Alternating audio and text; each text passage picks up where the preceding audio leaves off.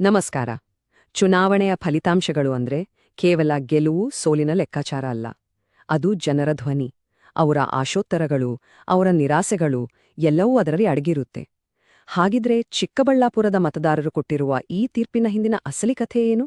ಬನ್ನಿ, ಡೇಟಾದ ಕಣ್ಣಲ್ಲಿ ಈ ಜನಾದೇಶವನ್ನು ಅರ್ಥ ಮಾಡ್ಕೊಳ್ಳೋಣ. ನಮ್ಮ ಇವತ್ತಿನ ವಿಶ್ಲೇಷಣೆಯ ಕೇಂದ್ರ ಕರ್ನಾಟಕದ ಚಿಕ್ಕಬಳ್ಳಾಪುರ.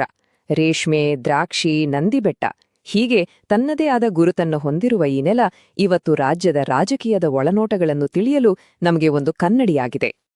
ನಮ್ಮ ಈ ಹುಡುಕಾಟ ಶುರುವಾಗೋದೇ ಒಂದು ದೊಡ್ಡ ಪ್ರಶ್ನೆಯೊಂದಿಗೆ. ರಾಜ್ಯದ ಆರೋಗ್ಯ ಸಚಿವರು, ಊರಿನಲ್ಲಿ ಪ್ರತಿಯೊಬ್ಬರಿಗೂ ಚಿರಪರಿಚಿತರಾದ ವೈದ್ಯರು, ಅತ್ಯಂತ ಪ್ರಭಾವಿ ನಾಯಕರೊಬ್ಬರು ತಮ್ಮದೇ ಕ್ಷೇತ್ರದಲ್ಲಿ ಸೋಲ್ತಾರೆ. ಇದು ಹೇಗೆ ಸಾಧ್ಯ? ಈ ಅಚ್ಚರಿಯ ಹಿಂದಿನ ಕಾರಣವಾದ್ರೂ ಏನು? ಉತ್ತರ ಈ ಮಣ್ಣಿನ ಅಂಕಿಅಂಶಗಳಲ್ಲೇ ಇದೆ. ಚಿಕ್ಕಬಳ್ಳಾಪುರದ ರಾಜಕೀಯವನ್ನು ಅರ್ಥ ಮಾಡ್ಕೊಳ್ಳಕ್ಕೆ ಮೊದಲು ನಾವು ಅಲ್ಲಿನ ಭೂಮಿ ಮತ್ತು ಜನರನ್ನು ಅರ್ಥ ಮಾಡ್ಕೊಳ್ಬೇಕು. ನೋಡಿ, ಈ ಕ್ಷೇತ್ರ 80% ಹಳ್ಳಿಗಳಿಂದ ಕೂಡಿದೆ.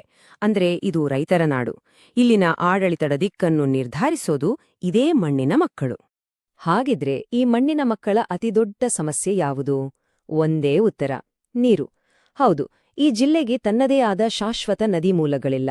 ಇಲ್ಲಿನ ಜೀವನ, ಇಲ್ಲಿನ ಕೃಷಿ ಎಲ್ಲವೂ ಸಂಪೂರ್ಣವಾಗಿ ಅಂತರ್ಜಲದ ಮೇಲೆ ನಿಂತಿದೆ.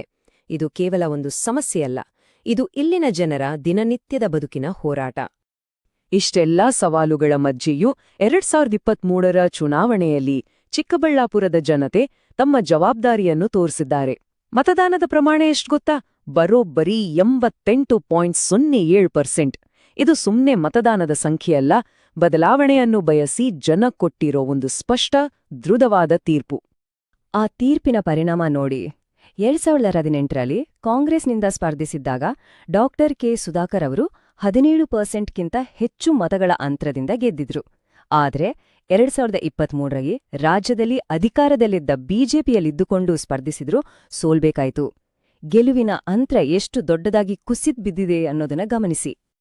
ಈ ಸಂಖ್ಯೆಗಳ ಹಿಂದಿರೋ ಕಥೆ ತುಂಬಾ ಆಸಕ್ತಿಕರವಾಗಿದೆ. ಜೆಡಿಎಸ್ ತನ್ನ ಸುಮಾರು 19% ಮತಗಳನ್ನು ಕಳೆದುಕೊಂಡಿದೆ. ಆ ಮತಗಳು ಬಹುತೇಕ ನೇರವಾಗಿ ಬಿಜೆಪಿಗೆ ಹೋಗಿವೆ. ಇದರಿಂದ ಅವರ ಮತಗಳಿಕೆ 37%ರಷ್ಟು ಹೆಚ್ಚಾಗಿದೆ. ಆದರೂ ಇಷ್ಟೆಲ್ಲ ವೋಟ್ ಶೇರ್ ಹೆಚ್ಚಾದ ಮೇಲೂ ಗೆಲುವು ಯಾಕೆ ದಕ್ಕಲಿಲ್ಲ? ಹಾಗಾದ್ರೆ ಮತದಾರರು ನಿಜವಾಗಿ ಬಯಸುತ್ತಿದ್ದೇನೋ? ನಾವು ಡೇಟಾವನ್ನು ಆಳವಾಗಿ ನೋಡಿದಾಗ ಈ ಫಲಿತಾಂಶದ ಹಿಂದೆ 3 ಮುಖ್ಯ ಕಾರಣಗಳು ಕಾಣಿಸ್ತವೆ. ಮೊದಲನೆಯದು, ಕೇವಲ ಘೋಷಣೆಯಾಗಿಯೇ ಉಳಿದ ಕಲ್ಯಾಣ ಯೋಜನೆಗಳಿಂದ ಜನರಿಗೆ ಬಂದಿರೋ ಬೇಸರ. ಎರಡನೆಯದು, ಭರವಸೆಗಳಿಗೂ ಮತ್ತು ವಾಸ್ತವಕ್ಕೂ ನಡುವೆ ಕಾಣುತ್ತಿರುವ ಅಭಿವೃದ್ಧಿಯ ಅಂತರ. ಮತ್ತು ಮೂರನೆಯದು, ಯುವಕರನ್ನು ಕಾಡುತ್ತಿರುವ ಉದ್ಯೋಗದ ಸಮಸ್ಯೆ. ಈ ಕಲ್ಯಾಣ ಯೋಜನೆಗಳ ಮೇಲಿನ ಆಯಾಸ ಅಂದ್ರೇನು?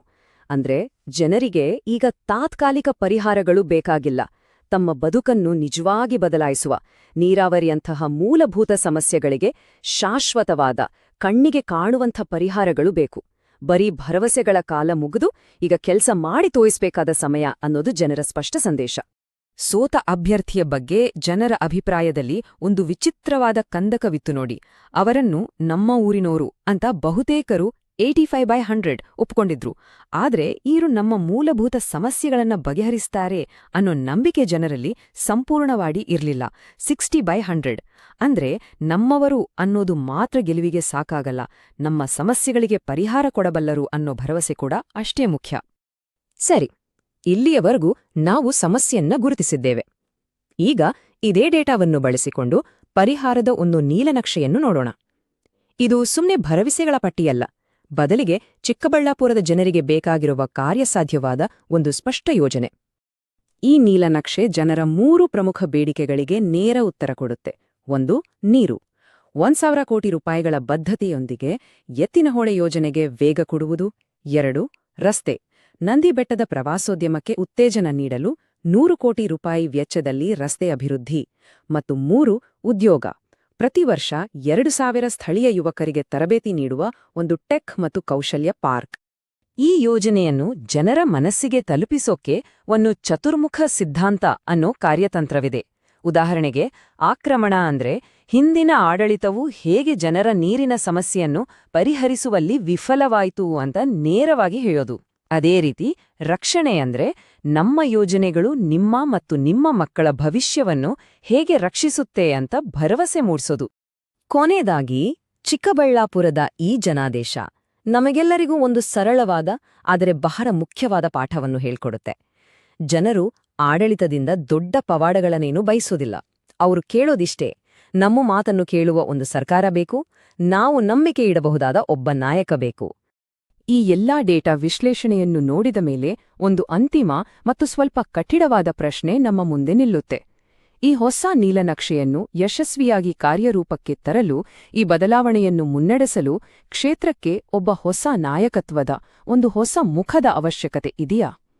ಈ ಪ್ರಶ್ನೆ ಕೇವಲ ಚಿಕ್ಕಬಳ್ಳಾಪುರಕ್ಕೆ ಸೀಮಿತವಲ್ಲ, ಇದು ನಮ್ಮ ಇಡೀ ಪ್ರಜಾಪ್ರಭುತ್ವದ ಮುಂದಿರುವ ಒಂದು ದೊಡ್ಡ ಸವಾಲು. ನೀವು ಜನರ ಕೇಂದ್ರಿತ ನಾಯಕರಾಗಲು ಮತ್ತು ನಿಮ್ಮ ಕ್ಷೇತ್ರವನ್ನು ಉನ್ನತೀಕರಿಸಲು ಬಯಸಿದ್ರೆ blueprintstrategies.ai ಅನ್ನು mgr@blueprintstrategies.ai ನಲ್ಲಿ ಸಂಪರ್ಕಿಸಿ ಅಥವಾ 08042041602ಗೆ ಕರೆ ಮಾಡಿ. ರಾಜಕೀಯವನ್ನು ಮೀರಿದ ಉದ್ದೇಶ.